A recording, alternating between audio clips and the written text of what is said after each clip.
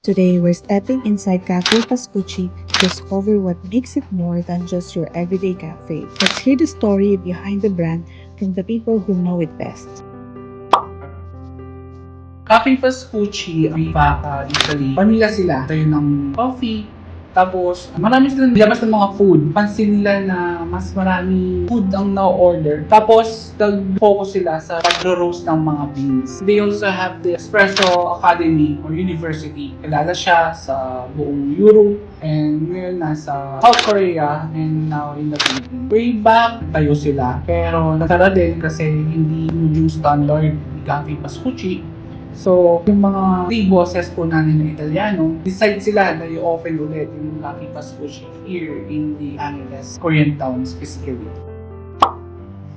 We have the Confuso and the Confuso Carano Bravo. Or pag kasi sinabi ng Confuso dahil yung made in Italy na infusion, SIG Pascucci University, sila lang ang gumawa for the Cafe Pascucci itself. Kilala tayo sa coffee and sa mga Italian pizza and pasta po natin.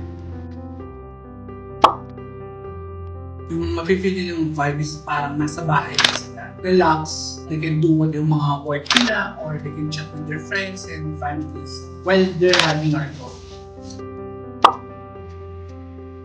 In-adapt nila yung Cafe Pascucci from Italy para at least Pampanggenyo or mga Kapampangan, ma-experience nila how coffee or yung espresso talaga ni Italy may dala dito kay Cafe Pascucci sa atin.